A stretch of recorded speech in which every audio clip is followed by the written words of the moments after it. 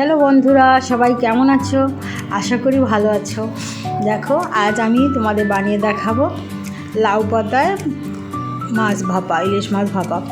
প্রথমেই আমি মাছটা সুন্দর করে ধুয়ে পরিষ্কার করে নিয়েছি। এর মধ্যে দিয়ে দিলাম সর্ষের তেল, এরপর দিয়ে দেবো এর মধ্যে পরিমাণ মতো লবণ, সামান্য লাল মরিচের গুঁড়া, সামান্য অল্প একটু হলুদ বেশি দেবে না। এরপর এখানে বেটে নিয়েছি আমি সর্ষে, সামান্য একটু জিরা আর দুটো কাঁচা লঙ্কা। ব্যাস, এটা এখন এর মধ্যে দিয়ে দেবো। দিয়ে এটাকে সুন্দর করে মাখিয়ে নেব। একটু সময় নিয়ে মাখাবে। মাখানো হয়ে গেছে দেখো। এরপর এটাকে আমি 10 মিনিটের জন্য ঢাকা দিয়ে রেখে দেবো। এরপর আমি একটা প্লেটের মধ্যে পাতাগুলো সাজিয়ে নিয়েছি, লাউ পাতা।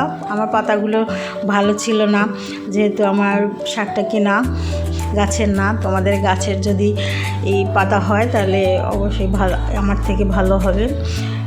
পাতাগুলো সাজিয়ে নিয়ে এর মধ্যে মাছগুলো সাজিয়ে দিয়ে দিলাম। দেখো, আমার দেওয়া হয়ে গেছে। এরপর এর উপর থেকে আর একটা পাতা দিয়ে আমি ঢেকে দিয়েছি। ঢেকে দেওয়ার পরে এটাকে আমি সুন্দর করে মুড়িয়ে নেব।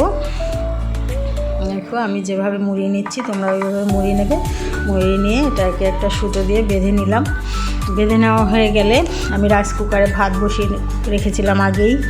ভাত আর জলটা যখন সমান সমান হয়ে যাবে, এর মধ্যে মাছটা আমি দিয়ে দিলাম। দিয়ে কিছু ভাত এর উপর দিয়ে ঢাকা দিয়ে রেখে দেবো। ভাতটাও আমার হয়ে যাবে, মাছটাও হয়ে যাবে। দেখো, আমার ভাতটা রেডি হয়ে গেছে। আমার ভাতের সাথে সাথেই মাছটাও রেডি হয়ে গেছে। আমি তোমাদের উঠিয়ে দেখাচ্ছি।